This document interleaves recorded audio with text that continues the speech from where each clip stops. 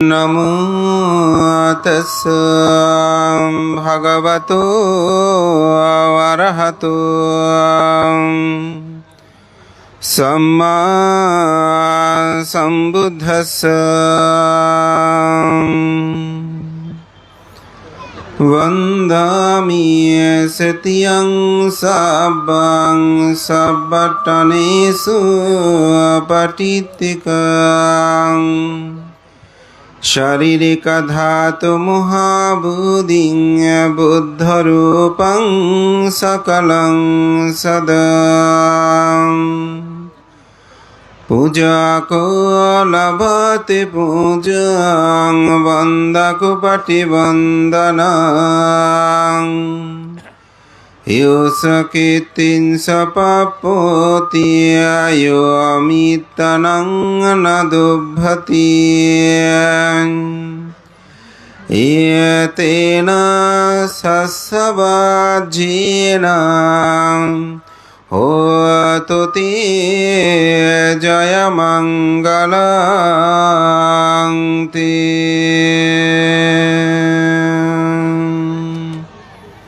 Sound একটু ঠিক করতে হবে। দক্ষিণ চট্টগ্রাম অন্তর্গত লোহাগাড়া উপজেলাধীন ঐতিহ্যঋদ্ধ বহু পুণ্যপুরুষের জন্ম এবং কর্মতীর্থ মুছদিয়া জ্ঞান বিকাশ বিহার। এই বিহারকে কেন্দ্র করে সমাজ সধর্ম কল্যাণে নিবেদিত মুছদিয়া মৈত্রীময় একতা সংঘ এবং মুছদিয়া গ্রামবাসী কর্তৃক বৌদ্ধ প্রতিবিম্ব দান, ধাতু চৈত্য স্বর্গপুরী মেলা, সধর্ম দেশনা ও গুণীজন সংবর্ধনা অনুষ্ঠানের পরমারাধ্য মাননীয় সভাপতি, বাংলাদেশ সংরাজ ভিক্ষু মহাসভা কর্তৃক মনোনীত চতুর্দশ সংঘরাজ, যিনি আগামী 29শে জানুয়ারি যেখানে তিনি পবিত্র ভিক্ষু হয়েছেন সেই পবিত্রময় বিনাজুরি শ্মশান বিহারে যিনি সংঘরাজ অভিধায় অভিষিক্ত হবেন, সেই পরম সদ্য বিশ্ববরণ্য সাঙ্গিক ব্যক্তিত্ব, শাসনস্তম্ভ বিচিত্র ধর্মকতিক স্বর্ণপদকে ভূষিত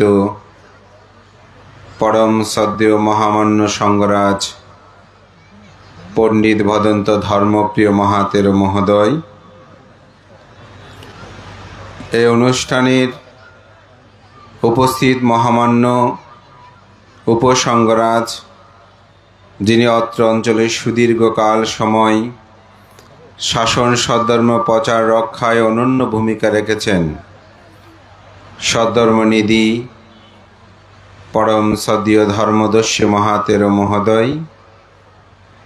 প্রধান জ্ঞাতি আমার পরম আরাধ্য গুরুদেব, আমার জন্মতীর্থ শিলগাটা গ্রাম, সে গ্রামেরই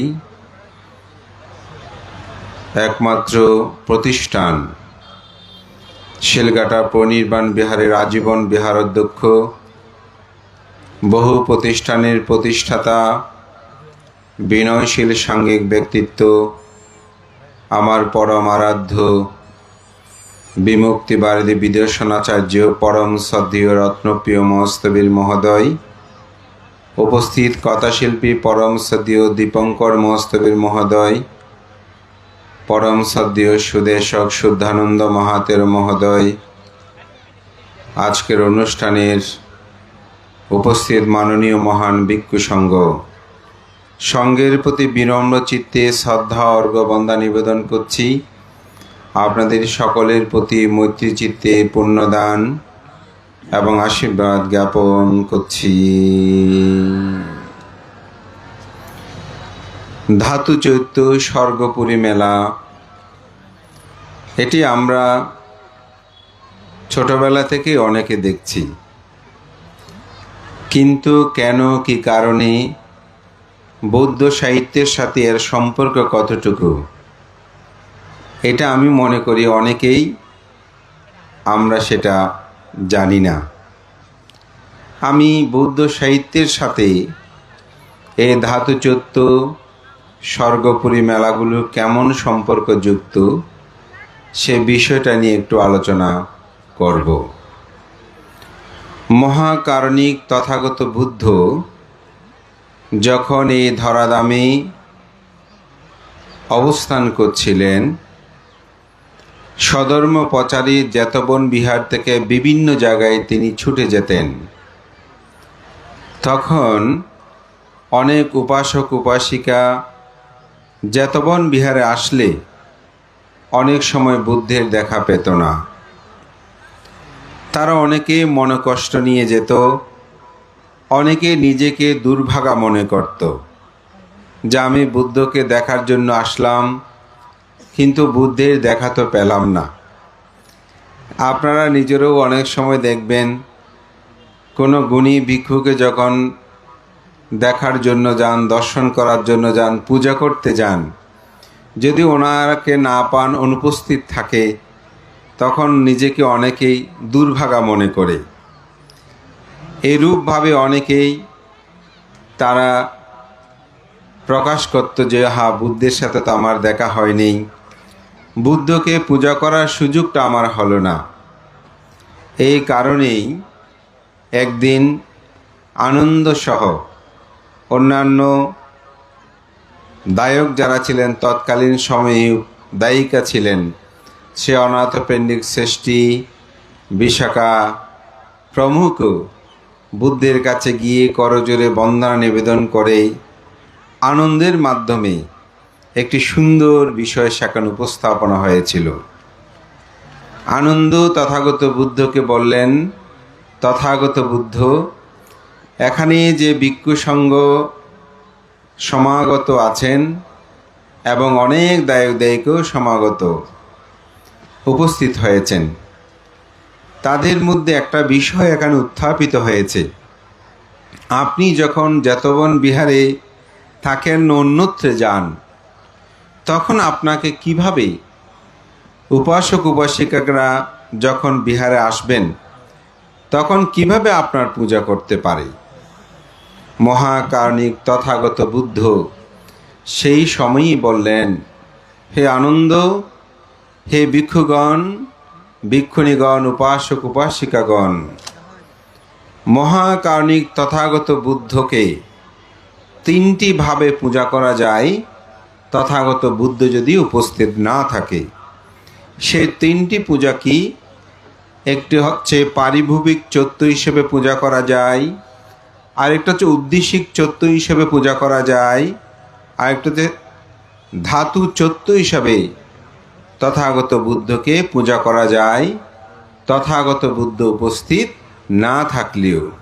তবে আনন্দ, হে ভিক্ষু ভিক্ষুণী, উপাসক উপাসিকাগণ, তথাগত বুদ্ধ জীবিত অবস্থায় তার ধাতু চৈত্য পূজা করা সম্ভব নয়, তার পারিভূমিক চৈত্য এবং উদ্দেশিক চৈত্য হিসাবে তথাগত বুদ্ধকে পূজা করতে পারে। পারিভূমিক চৈত্য কি?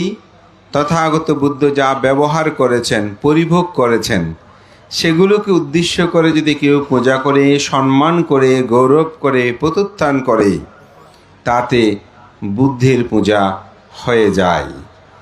যেমন আপনারা বুধিবৃক্ষ পূজা করেন, তো বুধিবৃক্ষ তো একটা গাছ, বৃক্ষ মাত্র, সেটাকে আমরা কেন পূজা করি? কারণ বুদ্ধ এই গাছের ছায়ার তলে বসে তিনি বুদ্ধত্ব লাভ করেছেন, যার কারণে এইটাকে বুদ্ধ রূপে আমরা কি করি? পূজা করি, অর্থাৎ পরিভোগ করেছেন। যেমন অনেক সময় দেখবেন আপনাদের পিতামাতা যদি প্রয়াত হয়, তাদের ব্যবহার্য কোনো দ্রব্য যদি আপনি দেখেন, সেটা অনেকে সংরক্ষণ করে রাখে। অনেকে দেখা যায় যে একটি মোবাইল ব্যবহার করেছেন, মেয়ে বলছে এই মোবাইলটা আমাকে দাও। ওনার কাছে অনেক দামি মোবাইল আছে, কিন্তু এই সস্তা মোবাইলটা নিচ্ছে, এটি তার বাবা ব্যবহার করেছেন।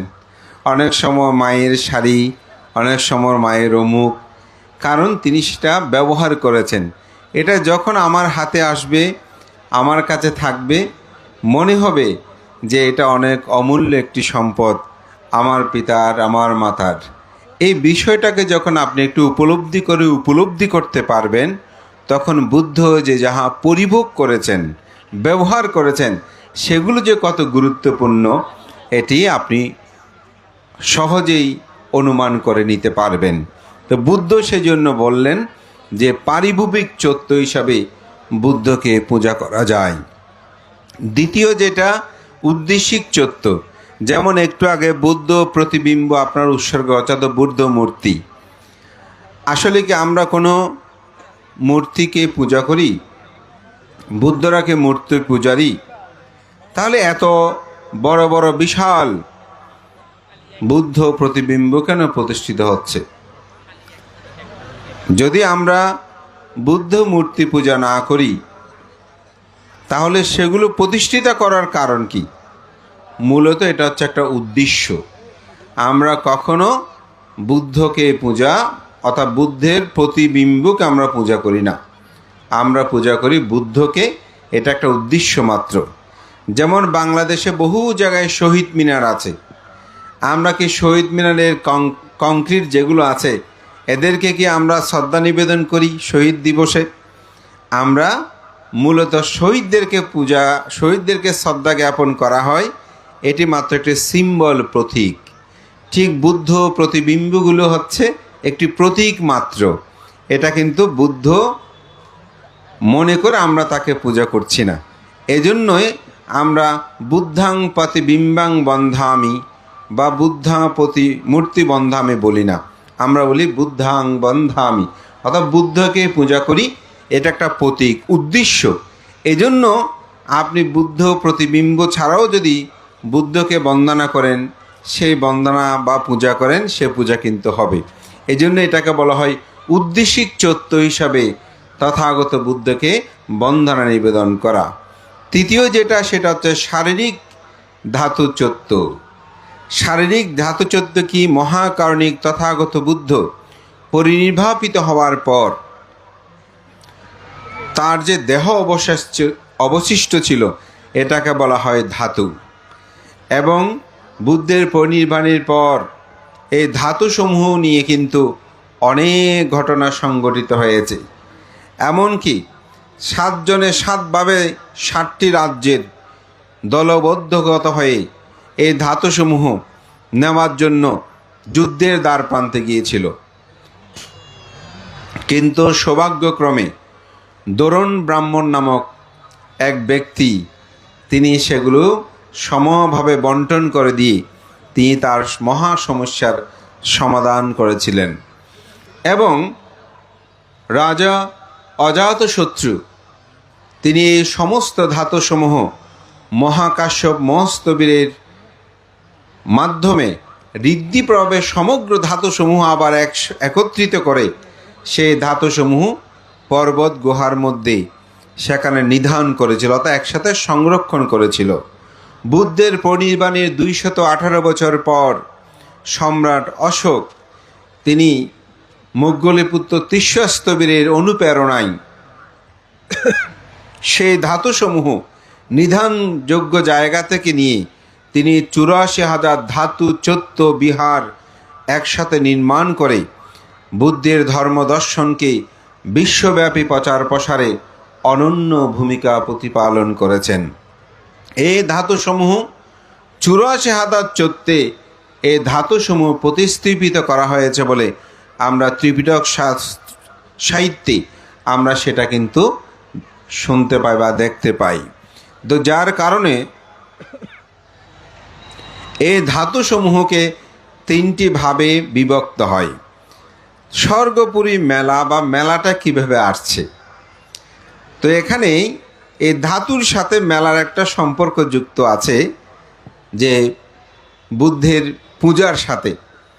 যখন বুদ্ধ এই ত্রিবিধ পূজার মাধ্যমে বুদ্ধকে পূজা করা হয় এই কথাটা ব্যক্ত করলেন, তখন আনন্দস্থবির মহামগ্নস্থবিরকে বললেন, তথাগত বুদ্ধ তো সে গয়ার বুদ্ধিদ্রুমে তলে বসে তিনি বুদ্ধত্ব লাভ করেছেন। সুতরাং সেই বুদ্ধিবৃক্ষের একটি চারা যদি আমরা জেতবন বিহারে রোপণ করতে পারি, তাহলে সেটা বুদ্ধ না থাকলে সেই বুদ্ধিবৃক্ষটাকে পূজা করা যাবে, যেহেতু এটা পারিভূমিক সত্য হিসাবে বুদ্ধ এই কথাটা বলেছেন। সে গাছের চারাটি সংগ্রহ করার জন্য দায়িত্ব প্রদান করা হলো, অর্থাৎ প্রার্থনা করা হলো মহামগ্নস্থবিরকে। তিনি জেতবন বিহার থেকে তড়িৎ পরিমাণ সময় মানে 2 আঙ্গুল দিয়ে ছাপ দিলে যে সময়, সে পরিমাণ সময়ে তিনি জেতবন বিহার থেকে সেই গয়ার বুদ্ধিদ্রুম তলে তিনি এসেছেন। এসেই তিনি তার চিবরের কোন অংশটা খুলে ধরলেন, তখন গাছ থেকে একটি বীজ পড়ছে, সেটা তিনি কোন অংশ নিয়ে নিলেন, নিয়ে সেটা জেতবন বিহারে থেকে নিয়ে গেলেন এবং সেটা রোপণ করার জন্য শ্রেষ্ঠী, মহাশ্রেষ্ঠী এবং কি রাজা প্রসেনজিৎ পর্যন্ত সে জায়গায় এসেছেন। সবাই সমবেত হলো পূজা করার জন্য, রোপণ করার জন্য। ঊর্ধ্বত হতেই আনন্দস্থবির বললেন যে এটা দায়করাই এটা রোপণ করবে। যেহেতু রাজা, তিনি রাজ্যের প্রধান কৌশলরাজ প্রসেনজিৎ, তাকে গাছটি রোপণ করার জন্য দিলেন। তিনি বললেন, এই গাছটা আমি রোপণ করব না, এটা অনাথপেণ্ডিক শ্রেষ্ঠী রোপণ করুক। অনাথপেণ্ডিক শ্রেষ্ঠী বলছেন, রাজন, আপনি তো এই রাজ্যের অধিপতি, আমি তো মাত্র একজন শ্রেষ্ঠী বা শিল্পপতি মাত্র। আপনি রোপণ না করে কেন এই বুদ্ধিবৃক্ষটি আমাকে রোপণ করতে বলছেন? আমার কাছে এটা খুব অবাক লাগে। যে কোনো সময়ে ধাতু বিষয়ে যদি আমার দেশনা হয়, আমি এই উদাহরণটা প্রায় সময় দিই যে রাজা প্রসেনজিৎ বলছেন, হে শ্রেষ্ঠী অনাথপেণ্ডিক, আমি তো রাজা, আমার রাজত্ব যে কোনো সময় হারিয়ে যেতে পারে। অন্য কেউ যখন রাজত্ব গ্রহণ করবে, তখন আমার প্রতি শত্রুতাবশ হয়ে আমি যাহা কিছু করেছি সেগুলো তারা ভেঙে দিতে পারে, সেগুলো তারা ধ্বংস করে দিতে পারে। হয়তো এই গাছটি, এই বুদ্ধিবৃক্ষটা আমি রোপণ করেছি বলে এটা তারা কেটে ফেলতে পারে, কিন্তু আপনি তো শ্রেষ্ঠী। রাজার রাজত্ব যত পরিবর্তন হোক, কিন্তু শ্রেষ্ঠী তো সবসময় বিদ্যমান থাকবে। তাই আমি রোপণ না করে এটা আপনি রোপণ করুন। তো অনাথপেণ্ডিক শ্রেষ্ঠীকে এটি রোপণ করার জন্য দেওয়া হয়। সাহিত্যে কথিত আছে, এই গাছটি রোপণ করার সাথে সাথে সে তড়িৎ পরিমাণ সময়ে এটি শতবর্ষীয় একটি বুদ্ধিবৃক্ষে পরিণত হল। তখন একটা বিশাল মেলার আয়োজন হয়। সে মেলাটার নাম হচ্ছে বুদ্ধি মেলা, যেহেতু বুদ্ধিবৃক্ষ। তো আজকে সমগ্র পৃথিবীতে অনেক ধরনের মেলা হয়, কিন্তু 2500 বছর আগে মহাকার্ণিক তথাগত বুদ্ধের সময়কালে এই বুদ্ধি মেলার প্রবর্তন হয়। আমাদের পরম শ্রদ্ধেয় অষ্টম সংঘরাজ শিলালঙ্কার মহাস্তবের মহোদয়ের আনন্দ বইয়ে এই বুদ্ধি মেলা সম্পর্কে আপনারা জানতে পারবেন এবং তার বিপুলতা সম্পর্কে ভানতে তার সাহিত্য রসে সেটা পুষ্পরিত করেছে। তারই ধারাবাহিকতায় আমাদের পুণ্যপুরুষরা মানুষকে স্বর্গ তথা নির্বাণমুখে নিয়ে যাবার জন্য সেটার বুদ্ধি মেলা, স্বর্গপুরী মেলা, ধাতুচত্ব মেলা, পরিনির্বাণ মেলা, এরকম মেলাগুলোর প্রবর্তন করে। মানুষ সেখানে সমবেত হয়, ধর্মচর্চা গবেষণা হয়, সংবর্ধনা হয়, বহুবিধ ধর্মীয় সভা হয়, গণপ্রবজ্য হয়। এরকম মেলার আয়োজনের মাধ্যমে ধর্মের একটি পুনঃজাগরণ সূচনা করেন আমাদের সেই পুণ্যপুরুষরা। সদ্ধর্ম রত্নকর গ্রন্থে এরকম আপনি বহু মেলা সম্পর্কে, প্রাচীন মেলাগুলো সম্পর্কে আপনারা জানতে পারবেন। বিশেষ করে আমাদের শিলঘাটার জাদি মেলা, যেটা পরিনির্বাণ মেলা, এবং ঢ্যামসায় সাক্ষ্যমণি মেলা, এগুলো একটু বিশেষভাবে খ্যাতি। কালের পরিক্রমায় এগুলো এখন অনেকটা ম্রিয়মাণ হয়ে পড়েছে। এখন শুধু বলা যায় একটা সঙ্গদান হয়, বেশি হলে একটা আলোচনা সভা হয়। এখন আমাদের আধুনিক যুগে টিভি, টেলিভিশন এবং ইন্টারনেটের যুগে এখন মানুষের আর সময় নেই। বিনোদনের জায়গাগুলো এখন আমাদের হাতের মুঠোয় চলে এসেছে। আমরা আর সেই যাত্রা, নাটক, একসাথে বসে গল্প করা, এগুলো আসলে আর হয়ে উঠছে না। আমরা এমন সময় দেখি 4-5 জন একসাথে বসলেও কথা হয় না। আধা ঘন্টা পরে চোখ ফিরিয়ে দেখবেন আমরা সবাই আমাদের হাতের মুঠোফোন নিয়ে ব্যস্ত, কেউ কারোর সাথে কথা হচ্ছে না। এভাবেই আমরা একে বলা যায় একাকী হয়ে আমরা যাচ্ছি। জ্যৈষ্ঠপুরায় আমার একটা কথা খুব মনে পড়ে। একজন উপাসক তার বক্তব্যে তিনি বলছিলেন, বলে আমরা আর এখন একতাবদ্ধভাবে থাকতে চাই না, আমরা এখন আমার মতো করে থাকতে চাই। বলে গানও সেরকম রচনা হয়েছে, আমাকে আমার মতো থাকতে দাও। অর্থাৎ আমরা এখন একাকী হয়ে পড়ছি। কিন্তু একটি সময় ছিল আমরা সবাই রাজা, রাজার দেশে, রাজার রাজত্বে আমরা সবাই রাজা, একসাথে হতে চাইতাম। কিন্তু কালক্রমে আমরা এখন সংকীর্ণ হয়ে পড়ছি। আমরা আমাদের নিজেদের সুখের আত্মমোহনায় মগ্ন হয়ে পড়ছি, যার কারণে আজকে সম্মিলিত প্রচেষ্টাগুলো, কাজগুলো আমাদের মধ্যে হচ্ছে না। এই কারণেই আমরা সামনের দিকে এগিয়ে যেতে পারছি না। আমাদের সমাজগুলোরও উন্নতি, শ্রীবৃদ্ধি আমরা লক্ষ্য করতে পারছি না। কিন্তু একটি সময় সেটা ছিল, মানুষের মধ্যে আন্তরিকতা ছিল, কোথায় কোন মেলা হবে এটা নিয়ে উৎসব মুখরতা ছিল, কিন্তু নেই।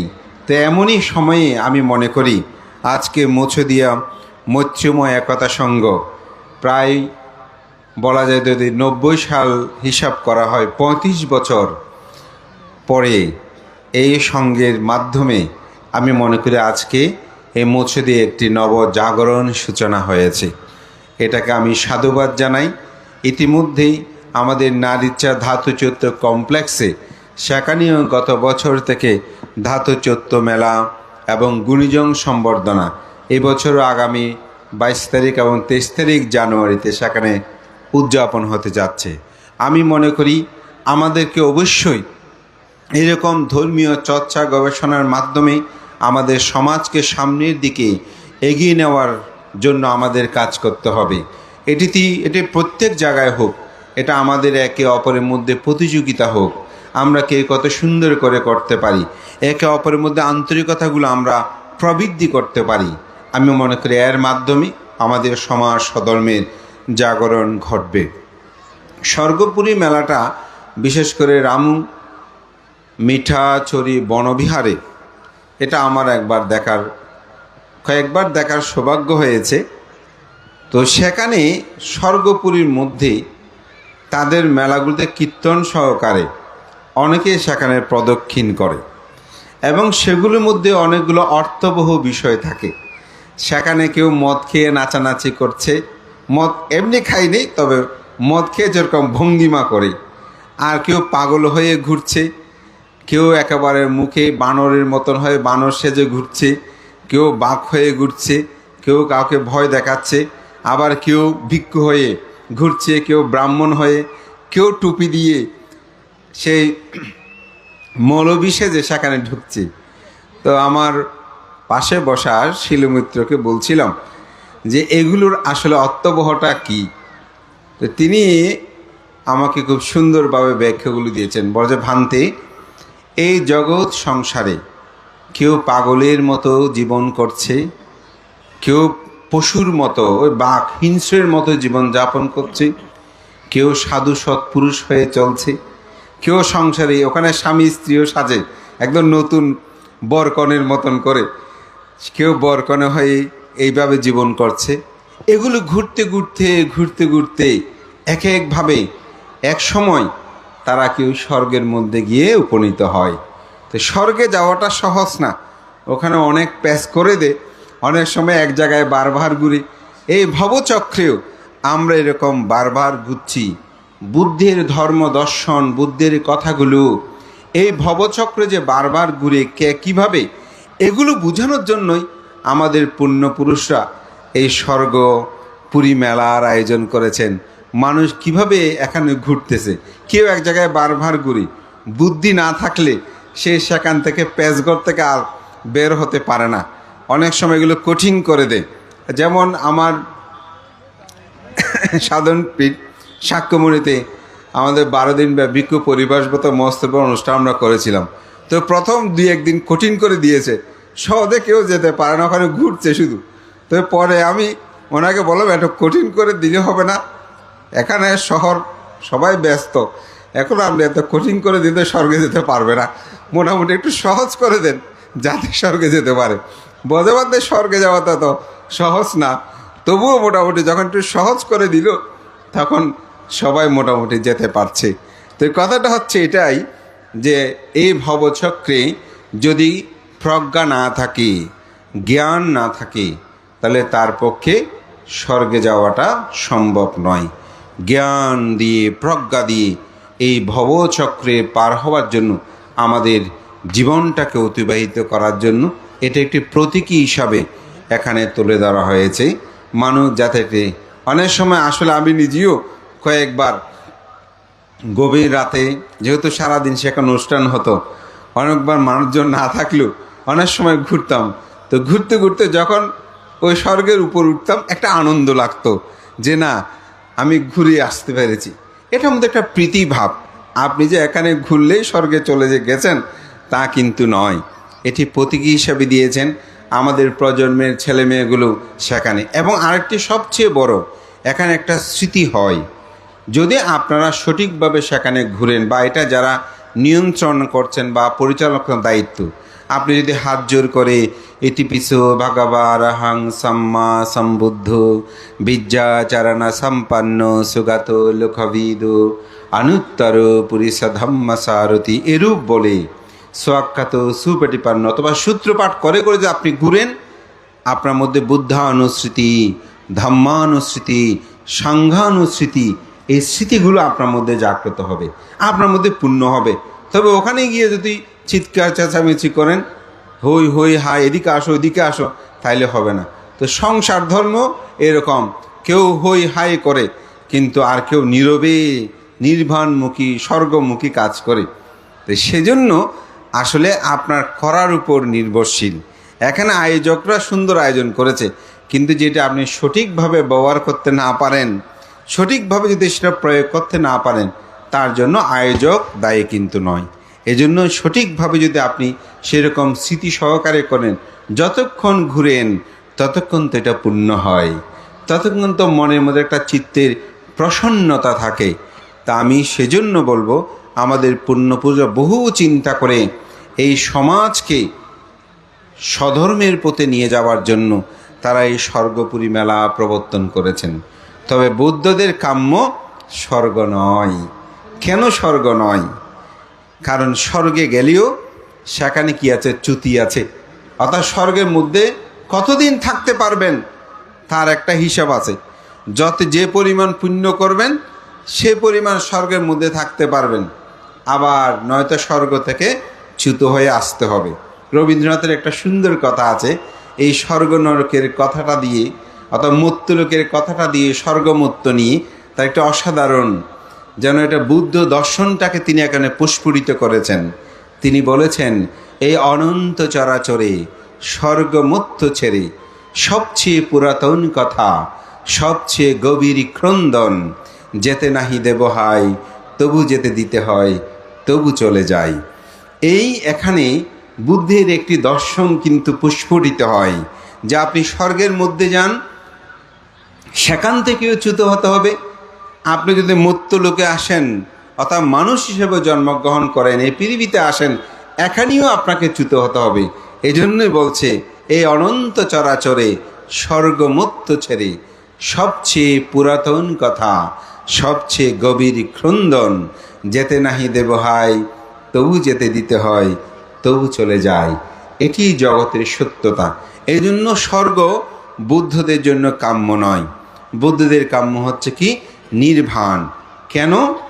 নির্বাণ তো শূন্য। অনেকে বলেন নির্বাণের মধ্যে কোনো কিছু নাই। অনেকে, একবার আমার একজন শিষ্য আমার সাথে একসাথে সঙ্গদানে গিয়েছে, তো দানীয় বস্তু দেওয়ার সময় একজনে বলতেছে প্রার্থনা করেন, দেওয়ার সময় প্রার্থনা করতে হয়। তো ওই লোকটা শিখিয়ে দিচ্ছি, বলে ইদাং মে দানাং আশা বাক্ষায়া বাং হুতো ইদাং মে পুয়াং নিব্বানাসা পাশ্চায়ত। এই পুণ্যের প্রভাবে আমার সমস্ত আসব ক্ষয় হোক, নির্বাণ লাভের হেতু হোক। ওই পাশের লোকটা যিনি শিখিয়ে দিচ্ছেন ওনাকে বলতেছে, তুমি তো শেষ করেছো। বলছে কিসের? বলতে আমি তো নির্বাণ যেতে চাই না, আমি স্বর্গে যেতে চাই। বলে কেন? বলে স্বর্গের মধ্যে গেলে ওখানে ভোগ সম্পদ পাবো, ওখানে অনেক পরী দেবী আছে, আর নির্বাণে গেলে নাকি ওখানে কোনো কিছু নাই, আর জন্ম হবে না, তো আমি স্ত্রী পুত্র কন্যা কাউকে পাবো না, এখন আমি ওখানে নির্বাণে যাওয়ার দরকার কি? তো এখন তারা দুজনের মধ্যে বেঁচে গেছে, না আমি নির্বাণ চাই না, আমি স্বর্গে চাই। তো আমি গাড়িতে উঠলাম, তা আমার শিষ্যটা আমাকে বলতেছে, বানতে আজকে তো একটা এরকম ঘটনা ঘটলো। কি ঘটনা? বলে যে এই ব্যাপার অদ্যপন তো আমাকে বলল। তা আসলে এরকম আমার সাথে আরেকজন উপাসকের একবার কথোপকথন হয়েছে। তো ওনাকে আমি একটা উদাহরণ দিয়েছিলাম, কথাটা যেহেতু উপস্থাপনা করেছি আমি আপনাদেরকে একটু বলবো। তো সেটা হচ্ছে, তো আমাকে উপাসকটা যখন বললেন, ভান্তে আমি যতটুকু নির্বাণ সম্পর্কে শুনেছি, আমারও ইচ্ছে হয় নির্বাণ যাব না। এখানে সংসার ছেলে মেয়ে একটু দুঃখ টুক্ষ আছে, ঠিক বুড়ো হয় মরতে হবে, কিন্তু এখানে তো কিছু সুখ আছে, এটা কি আপনি অস্বীকার করতে পারবেন? ছেলে মেয়ে সারাদিন কাজ করে আসলেও ছেলে যখন মেয়ে যখন বাবা বলে ডাক দেয়, সব দুঃখ চলে যায় বানতে। হ্যাঁ, এরকম করে তার স্ত্রী পুত্র সবার মোটামুটি সুখ কথাগুলো আমাকে ব্যক্ত করলেন। তা আমি বললাম, আসলে উপাসক ঠিক, তবে আমি একটু উদাহরণ দিয়ে বলি। ধরেন এখানে দুটি রুম, প্রকোষ্ঠ। একটা রুমের মধ্যে আপনি ঢুকলে সুখও আছে দুঃখও আছে। কি সুখ দুঃখ আমি বলবো না, শুধু বলছি সেই রুমটার মধ্যে ঢুকলে সুখও পাবেন আবার দুঃখও পাবেন।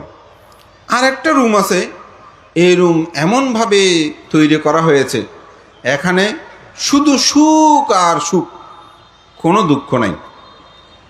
আপনি যদি বুদ্ধিমান, প্রজ্ঞাবান, জ্ঞানবান মানুষ হন, বলুন তো আপনি কোন রুমটাতে ঢুকবেন? বলমান তো ওখানে আসলে কীরকম সুখ, কেমন? আমি বললাম এত কথা না, আমি আপনাকে বলছি শুধুমাত্র এখানে সুখ আর সুখ, আর এটার মধ্যে দুঃখও আছে সুখও আছে, আপনি কোনটাতে ঢুকবেন? বলমান তো অবশ্যই যেখানে শুধু সুখ আর সুখ ওটাতে তো ঢুকবো। বলমান তো আমি ওইটাতেই প্রবেশ করব। তা আমি বললাম, বুদ্ধ নির্বাণকে শূন্যবাদ বলে নাই, বুদ্ধ বলেছেন নিব্বাণাং পারামাং সুখাং। নির্বাণ হচ্ছে পরম সুখ। এই নির্বাণের ওখানে স্ত্রী আছে, পুত্র আছে, কে আছে ভাবার দরকার নাই। ওই যে আপনি শুধু সুখ আর সুখ পাবেন, আর ওই ঘরের মধ্যে সেখানে সুখও পাবেন দুঃখও পাবেন। আপনি যদি মনে করেন সেখানে স্ত্রীও আছে, পুত্রও আছে, অমুকও আছে, সেখানে কিন্তু সুখও আছে দুঃখও আছে, কিন্তু যে জায়গায় কোনো ধরনের দুঃখ নাই, শুধু সুখ আর সুখ আছে, বুদ্ধিমান হিসেবে আপনি সঠিক বলেছেন, সেখানেই যাবেন। ঠিক আপনি নির্বাণ প্রার্থনা করবেন। যতদিন আপনি নির্বাণ সাক্ষাৎ করবেন না, ততদিন আপনি যে দানশীল ভাবনাদি পুণ্যকর্ম সম্পাদন করছেন, তার আনিশংসে আপনি নিয়ম অনুসারে স্বর্গ নরক ব্রহ্মলোক এগুলো আপনি পরিবর্তন করবেন, এটার জন্য আপনাকে আর প্রার্থনা করতে হবে না। যেমন আজকে আমরা এখানে এসেছি, আমাদের মহামান্য সংগ্রাসবান্তে আসার সময় আপনাদেরকে বলেছিল আমাকে ফাঙ্ক্ত করছেন, আমাকে চেয়ারে করে নিতে হবে, বাদ্যবাসনা দিতে হবে, আমাকে ফুল ছিটিয়ে পূজা করতে হবে, ভাঙতে বলেছেন? বলেন নেই। কেন করেছেন? আপনারা জানেন একজন সঙ্গরাজকে এভাবে পূজা করতে হয়, ঠিক না? তো উনি যখন সঙ্গরাজের আসনে সমাসীন হয়েছেন তখন এই পারামিগুলো তিনি পূর্ণ করে এসেছেন। এই পারামি যদি তিনি পূর্ণ না করতেন তিনি সঙ্গরাজ হতে পারত না। এই সঙ্গরাজ, এটা উপসঙ্গরাজ, এগুলো যেমন তেমন ব্যাপার নয়। আমি অনেক কিছু হতে পারি, কিন্তু এটা হওয়াটা এত সহজ নয়। কাকে আপনারা পূজা করেছেন? আমি একটা ছোট্ট উদাহরণ দিই। পরম সদ্য আর্য শ্রাবক জ্ঞানেশ্বর মস্তবীর মহোদয়ের কাছে যখন কোনো ফাঁঙে কোনো কারণে সদ্য সপ্তম সঙ্গরাজ অবৈতিষ্য মস্তবীর যেতেন, তো ভান্তে তো সাধক ছিলেন জ্ঞানেশ্বর মস্তবীর, তো ভান্তে বন্দনা করার পর কপাল ঘুষিয়ে ভান্তের পদযুগলে বন্দনা নিবেদন করতেন এই আর্য শ্রাবক জ্ঞানেশ্বর মস্তবীর মহোদয়। তখন সপ্তম সঙ্গ অবৈতিষ্য মস্তবী বলছেন, ভান্তে, জ্ঞানেশ্বর ভান্তে, আপনি আবুস আমাকে কেন আপনি এভাবে বন্দনা করতেছেন? আপনি একটা সাধক মানুষ, গুণী মানুষ, এরকম কপাল থেকে ঘুষিয়ে কেন আমার পদযুগলে এভাবে বন্দনা নিবেদন করছেন? তখন নাকি জ্ঞানেশ্বর ভান্তে বলেছিলেন, ভান্তে, বহু বহু জন্ম জন্মান্তরের পুণ্য পারামি থাকলে রাজা হওয়া যায়। আপনি যে কত পুণ্যবান, কত পুণ্যকর্ম আপনি সম্পাদন করে এই সঙ্গে রাজা হয়েছেন। আমি যদি আপনাকে পূজা না করি কিভাবে পুণ্য লাভ করব? চিন্তা করে দেখেছেন? এ রাজা হওয়া, রাজ ও তিলক, এটা যদি কপালে লেখা না থাকে সম্ভব না। আমি এখানে বসে বসে ভাবছিলাম, আমাদের সাতকানীয় লোহাগাড়ায় বহু পুণ্য পুরুষের জন্ম হয়েছে। ধীমান, পণ্ডিত, সাধক, সমাজ সংস্কারক, এরকম গুণী ভিক্ষুর জন্ম আমার মনে হয় খুব কমই হয়েছে অন্যত্রে। কিন্তু এখানে আমরা উপসংগ্রাজ পর্যন্ত পেয়েছি, কিন্তু এখনও সংগ্রাজ আমরা পাইনি এ আমাদের রক্ত অঞ্চলে। এজন্য বলছি রাজা হওয়া এটা অনেক। তো আপনি যখন পুণ্যকর্ম করবেন, সৎ কাজ করবেন, আপনি যখন নির্বাণমুখী হবেন, তখন এই স্বর্গ, ব্রহ্মলোক বলেন, রাজ চক্রবর্তী রাজা বলেন, শ্রেষ্ঠী বলেন, এগুলো পুণ্য পারামিতে চলে আসবে। ওই আজকে যেমন সংরাজের পুণ্য পারামিতে পুষ্পর্ঘ্য নিবেদন করছেন, ওনাকে কাঁধে করে চেয়ারে বসিয়ে সদ্বর্ঘ্য নিবেদন করছেন, উনি কি কখনো এগুলো পূজা চেয়েছেন? চাইনি। উনি চেয়েছেন পুণ্য, উনি চেয়েছেন নির্বাণ। আজকে নির্বাণ চাইতে গিয়ে তিনি এই পূজাগুলো লাভ করেছেন। তো সেজন্য আসলে স্বর্গপুরী মেলা এটার চেয়েও এটা মূলত একটি প্রতীকী, কিন্তু আমাদের সবার মূল লক্ষ্য আমরা যেন নির্বাণে যাই। ওই জন্য আমি এটা অবশ্য ঘুরে দেখিনি, তো ওখানে উঠার পরে দেখবেন একটা বুদ্ধ প্রতিবিম্ব দেওয়া থাকে, আছে অবশ্যই থাকবে, বুদ্ধকে পূজা করা। তো বুদ্ধকে পূজা করা মানে বুদ্ধের আদর্শ শিক্ষাকে গ্রহণ করা। আমি একটা ছোট্ট উদাহরণ বলি। ত্রিপুরা রাজ্যের একটা বেনুবন বিহার আছে। সে বেনুবন বিহার প্রতিষ্ঠিত হওয়ার পর আমাদের বাঙালি বুদ্ধদের একজন সাঙ্গিক ব্যক্তিত্ব, রাজগুরু, সেই নানুপুর গ্রামেরই জন্মজাত সাঙ্গিক ব্যক্তিত্ব আর্যমিত্র মস্তবীরকে সেখানে রাজগুরু হিসেবে তাকে রাজা বেনুবন বিহারের অধ্যক্ষ পদে বরিত করেন। সেখানে ভারতের তৎকালীন প্রধানমন্ত্রী ইন্দিরা গান্ধী তিনি এসেছেন সংক্ষিপ্ত সময়ে বেণুবন বিহারটা তিনি পরিদর্শন করবেন। অনেক আয়োজন হলো। তো সরকারি প্রোগ্রাম তো বুঝেন, 1 মিনিট অনেক মূল্যবান। তো তিনি একটি বুদ্ধ মূর্তি অর্থাৎ বুদ্ধ প্রতিবিম্ব, সেই ইন্দিরা গান্ধী তৎকালীন ভারতের প্রধানমন্ত্রী, ওনাকে তিনি উপহার স্বরূপ এটা দান করলেন। তারপর সময় দিয়েছে খুব কম, একটু আশীর্বাদ দেবেন বা কথা বলবেন। তিনি বক্তৃতা মঞ্চে গিয়ে বললেন যে আজকে ভারতের মাননীয় প্রধানমন্ত্রী শ্রীমতী ইন্দিরা গান্ধী যে আমার এই বিহার উপস্থিত হয়েছেন, তাতে আমি অত্যন্ত প্রীত আনন্দিত। তার নিরোগ দীর্ঘজীবন কামনা করি। আমি বেশি কথা বলবো না, আমার কথা আমি বলে দিয়েছি। আমি যে বুদ্ধ প্রতিবিম্বটা দান করেছি সেখানে আমার সমস্ত কথা নিহিত আছে। আমার বক্তব্য এখানেই শেষ। কি বুঝলেন বলুন তো? আমি যে বুদ্ধ মূর্তিটা দিয়েছি ওখানে আমার সমগ্র কথা নিহিত আছে। আমি আর বেশি কথা বলবো না। অর্থাৎ বুদ্ধের যে শিক্ষা, বুদ্ধের যে আদর্শ, বুদ্ধের যে নিয়ম, বুদ্ধের যে চতুরার্য সত্য, আর্যাষ্টাঙ্গিক মার্গ, মৈত্রী, করুণা, মুদিতা, উপেক্ষা, এই গুণধর্মতাই বুদ্ধ মূর্তি আমাদেরকে এই কথা বলে। ঠিক এই যে স্বর্গের মধ্যে ঘুরতে ঘুরতে আপনি ওখানে গিয়ে এই বুদ্ধ প্রতিবিম্বকে বন্দনা করায়, অর্থাৎ নির্বাণের কথাই আপনাকে এখানে দিয়েছি। ঠিক এই উপলব্ধিটা যদি আপনি করতে পারেন তবে আমি মনে করি আপনার জীবনটা সুন্দর হবে। আজকে এখানে সেরূপ পুণ্যকর্ম সম্পাদন করছেন। আমাকে একজন ভিক্ষু এখানে বসে বলছেন, ভান্তে এই যে ওখানে অমুক জায়গায় ধাতু আছে, অমুক আছে, এগুলো কি ঠিক? আমি বললাম, ধাতু আছে বলে তো কেউ এটা নিয়ে ব্যবসা বাণিজ্য করছে না, ধাতু আছে বলে তো কেউ পূজা করছে। সমস্যাটা কোথায়? আমার কথা হচ্ছে, এটা আছে কি নেই আমি তো জানি না, কিন্তু থাকলে যদি না বলি তাতে তো আমার অকুশল হয়। সুতরাং আমি আছে বলে যদি পূজা করি, সম্মান করি, গৌরব করি, বুদ্ধের আদর্শ শিক্ষা প্রতিপালন করে চলি, তাতে তো আমার উপকার হয়, ক্ষতি তো হয় না। তো সেজন্য আমি মনে করি ধাতু চৈত্য পূজা, স্বর্গপুরী মেলা, এগুলো আমাদের প্রাচীন একটি ঐতিহ্যের সাথে সম্পর্কযুক্ত। আমাদের প্রজন্মরা শুধু, আমি মনে করি ইলেকট্রনিক্স বিভিন্ন মিডিয়ায় থেকে তাদেরকে আস্তে আস্তে বের করে আনতে হবে। তাদেরকে সভ্যতার ক্রমবিকাশে তাদেরকে আমি মনে করি বুদ্ধের শিক্ষাগুলো জাগ্রত করতে হবে। এটা আজকে হোক কালকে হোক, দেখবেন কোনো না কোনোভাবে আমাদের পরিবর্তন আসবেই।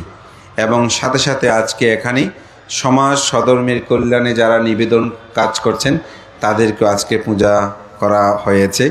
আজকের মানপত্রগুলোতে এই সংবর্ধনা খুব ভালো লেগেছে। আমাদের ভান্তে 3 জনকে এখানে প্রদান করেছেন গুণী সংবর্ধনা।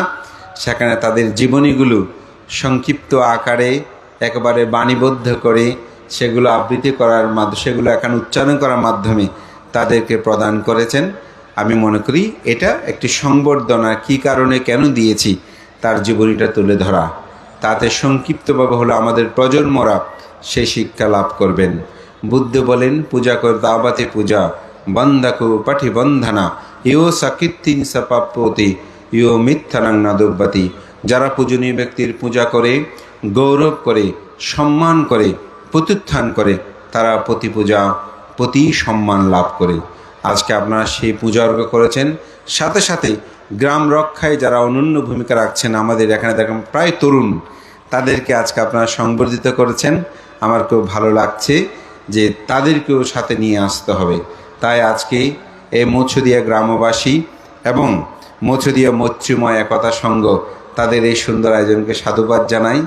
আমার মতন ক্ষুদ্র মানুষকেও এ নিয়ে তারা যে কিছু ধর্মদান করার সুযোগ, তার জন্য কৃতজ্ঞতা জানাচ্ছি। বিশেষ করে এই বিহারের যিনি বিহার অধ্যক্ষ, আমার অত্যন্ত প্রিয় ভাজন, আমাদের আগামী দিনের ভিক্ষু সংঘের একজন অনন্য সাঙ্গিক সে ব্যক্তিত্ব, প্রিয় ভাজনের ধর্মতিলক স্থবির মহোদয়, তাকে সামনে রেখে আপনার যে এই পুরনো আমাদের যে ঐতিহ্যটাকে আবার নবভাবে তুলে ধরেছেন। এবং এই ক্ষেত্রে আমি বলবো আমাদের এই সংগঠনে আরও যারা তরুণরা যাতে সম্পৃক্ত হয়, আমাদের কিশোররা যাতে সম্পৃক্ত হয়, সেই বিষয়ে আপনারা দৃঢ় সংকল্প রাখবেন এবং একে অপরের মধ্যে আন্তরিক সেতু বন্ধনগুলো রচনা করবেন।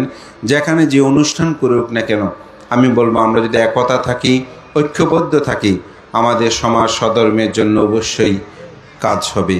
আমরা বিভক্ত হয়েছি বলে আমাদের সবসময় পতন হয়েছে, তাই একতা হোক। আর সত্য সুন্দরের জন্য আমি মনে করি আমাদের জীবনকে কেনা উচিত। আমরা জানি আমাদের মনে পীড়া দেয় এই অত্র অঞ্চলের একটি আমাদের সুদীর্ঘকালের সে শ্মশান, সেটাকে আমরা হারিয়েছি।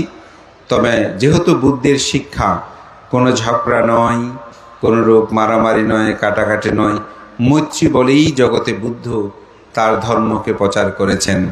তাই আমাদেরকে অনেক দূরদৃষ্টি সম্পন্ন হতে হবে, প্রজ্ঞাবান হতে হবে, সুদূর চিন্তা করতে হবে। আমাদের নেতৃত্বের কিছু কিছু ক্ষেত্রে আন্তরিকতা ছিল খুব বেশি, কিন্তু আমাদের প্রাজ্ঞতার অভাব ছিল, অপূর্ণতা ছিল। হয়তো আমরা হোঁচট খেয়েছি। আমরা পুণ্যের কাছে প্রার্থনা করব আমাদের বিদ্যা বিবেক বুদ্ধিগুলোকে যেন আমরা জাগ্রত করি, আগামী দিনগুলো যেন আমরা সুন্দরভাবে চলতে পারি, সেরূপভাবে চিন্তা চেতনা পোষণ করতে হবে। যারা নেতৃত্বশীল তাদেরকেও তাদের যোগ্যতায় আগামী প্রজন্মকে সামনে নিয়ে আসতে হবে। আজকে যেভাবে আপনারা মৎস্যদীয় মৈত্রময় একতা সংঘকে নিয়ে এসেছেন, তাদেরকে সামনে রেখে তাদেরকে কাজ করতে দিয়ে আজকে একটি নব জাগরণ ঘটিয়েছেন। এটা অব্যাহত থাকুক, এই প্রত্যয় ব্যক্ত করে মহাকারণিক তথাগত সম্মুখ সম্বুদ্ধের ধর্মময় জীবন যাপনে আপনার সবসময় সকাল সন্ধ্যা দুবেলা বন্দনাদি কর্ম সম্পাদন করবেন। ছেলে মেয়েদেরকে ধর্মীয় শিক্ষায় উদ্বুদ্ধ করবেন। ছোটবেলা থেকেই তাদেরকে যেন সধর্ম জাগরণে ক্ষেত্রে ভূমিকা রাখতে পারেন, সেজন্য সেরূপ শিক্ষা দিয়ে তাদেরকে গড়ে তুলবেন। এই প্রত্যয় ব্যক্ত করে মহান সঙ্গের প্রতি বিনম্র চিত্তে শ্রদ্ধা অর্ঘ্যবন্দনা নিবেদন করে আপনাদের সকলের উত্তর শ্রীবৃদ্ধি কামনা করে আমার নাতি দীর্ঘ ধর্মকথা উপদেশ কথা এখানে শেষ করছি। জগতের সকল প্রাণী সুখী হোক।